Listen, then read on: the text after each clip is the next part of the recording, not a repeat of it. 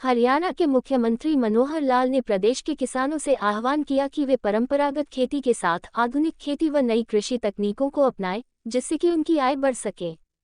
उन्होंने छोटे व सीमांत किसानों से आह्वान किया कि वे बाजार से जुड़ना सीखें, जिससे छोटी जोत पर भी वे लाभकारी फसलें उगाकर लाभ उठा सके।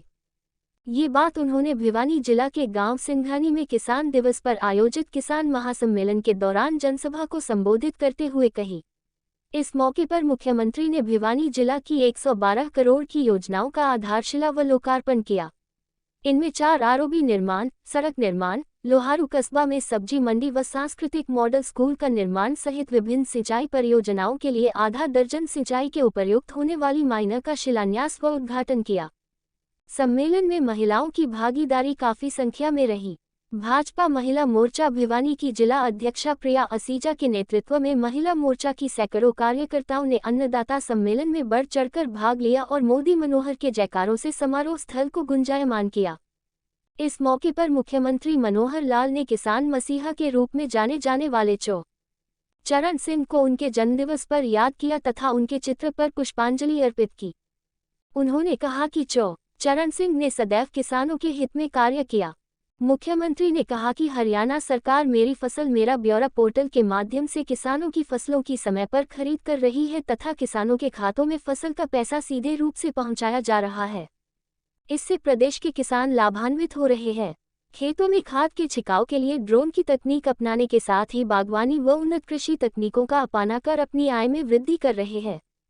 उन्होंने बताया कि पिछले 9 सालों के दौरान भाजपा सरकार ने भिवानी जिला के विभिन्न विकास कार्यों के लिए 13,800 करोड़ रुपए आवंटित किए हैं, जिनमें से 10,800 करोड़ रुपए के लगभग जिला के विकास के लिए खर्च किए जा चुके हैं। उन्होंने कहा कि अकेले लोहारू विधानसभा क्षेत्र के लिए अब तक 3,927 करोड़ रुपए आवंटित किए गए हैं, जो प्रदेश में किसी भी हलके के लिए सबसे अधिक है। इस मौके पर हरियाणा भाजपा के प्रभारी विल देव ने कहा कि हरियाणा प्रदेश प्रगति की तरफ आगे बढ़ रहा है। केंद्र व राज्य सरकार की योजनाओं का लाभ जनता तक सीधे रूप से पहुंच रहा है। दक्षिण हरियाणा के रेगिस्तानी क्षेत्र में केल तक पानी पहुंचाने का कार्य भाजपा सरकार ने किया है।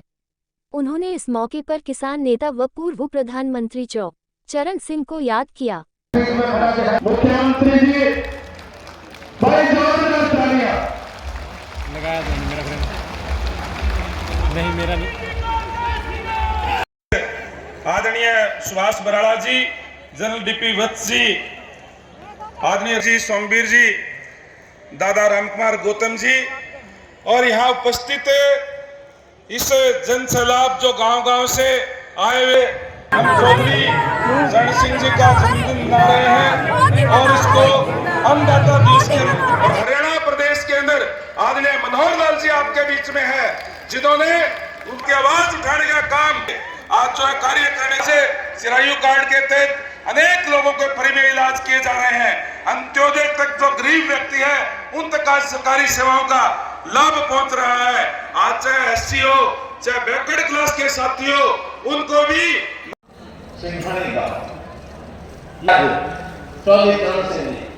किसानों को मसीहा हर समय किसानों के लिए सोचते हैं और वो जैसा गौतम जी बता रहे थे वो कांग्रेस में गए, लेकिन किसानों को कांग्रेस ने हमेशा कमजोर करके रखा, इनको कभी आगे बढ़ने नहीं दिया। चौधरी चरण सिंह जी आकर देश की आजादी 1947 के बाद 20 साल लगातार कांग्रेस की सरकार रही। 1967 में उन्होंने कांग्रेस को छोड़ दिया और नई पार्टी जाके बनाई केवल किसानों के लिए।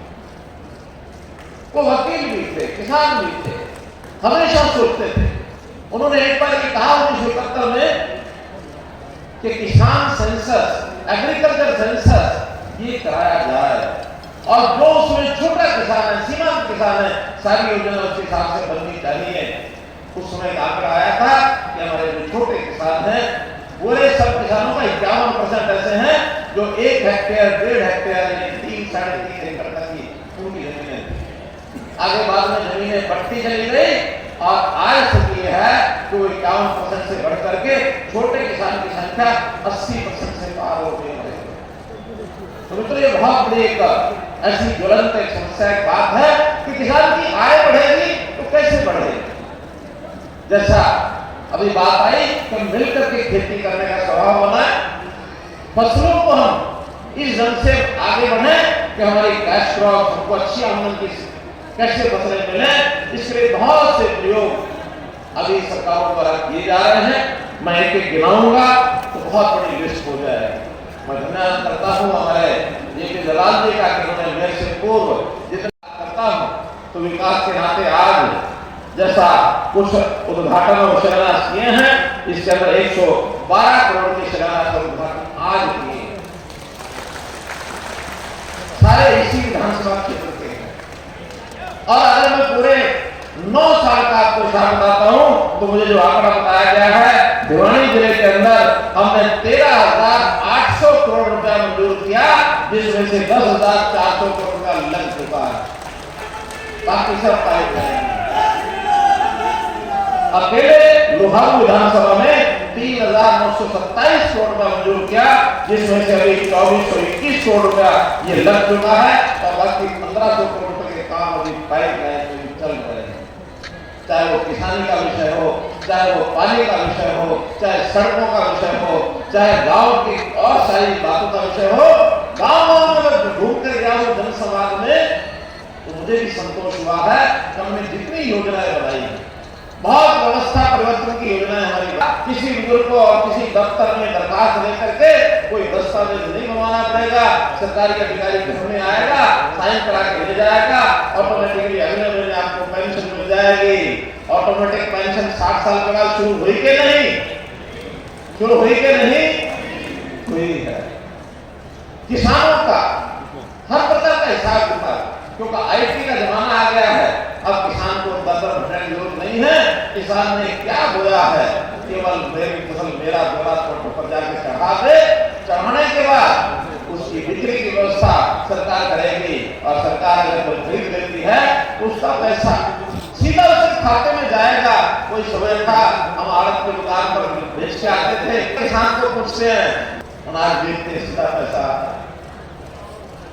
अब हमने नए सिस्टम में क्या खाद यानी हमारा जो यूरिया है, यूरिया का छिड़काव इस इलाके में कितना उपयोग होता होगा कितना नहीं, लेकिन जो नहरी इलाका है उसमें खूब उपयोग होता है। पहले पीठ के ऊपर लेकर के हम मशीन से चलाते रहते थे, फौरा डालते रहते थे।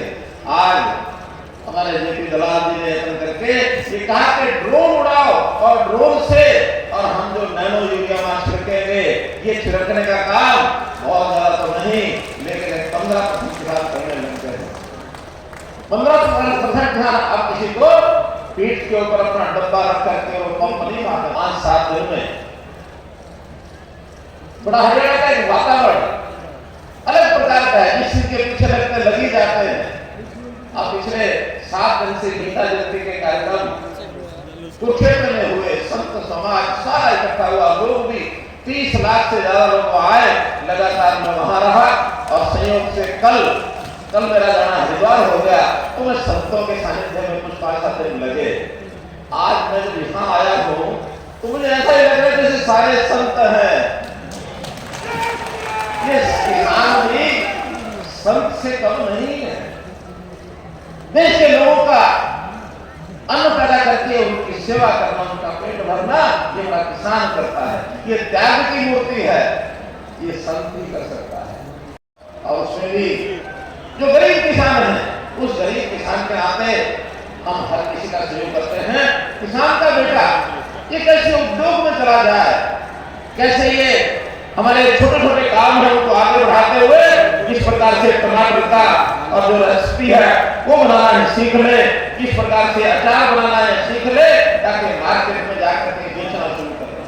छोटा किसान केवल खेती पर नहीं जीवन निर्भर रह सकता, वो अपनी और कमाई को करना शुरू करेगा तो निश्चित रूप से आगे बढ़ेगा। तो हम लोग मिलकर के और इन सब उन लोगों को भी जवाब देना है जो किसानों के नाम से राजनीति करते हैं। अंत में मैं इतनी बात आपको कहकर अपनी बात को समाप्त करूंगा कि जेपी दलाल जी ने कुछ विषय अपने सामने रखे हैं कि इस इलाके में कुछ और डिमांड्स हैं या कुछ किसानों को मान सम्मान बढ़ाने के लिए कुछ बातें रखी हैं। मैं विश्वास दिलाता हूँ हम अधिकारियों से सबकी विजिबिलिटी लेंगे और विजिबिलिटी लेकर के जो जो चीजें संभव है सब चीजें करेंगे, कोई कमी नहीं छोड़ेंगे। आज भिवानी जिला और उसमें लोहारू विधानसभा हरियाणा के सब जिलों में सबसे ज्यादा हमने काम कराए हैं, सबसे ज्यादा मुख्यमंत्री घोषणाएं यहाँ हो रही हैं और उसमें लोहारू नंबर 1 पर है। और इसको आगे बढ़ाने के लिए जो डेढ़ आप लोग देंगे उस नाते से आपके काम कराएंगे, नहीं तो कटाई नहीं।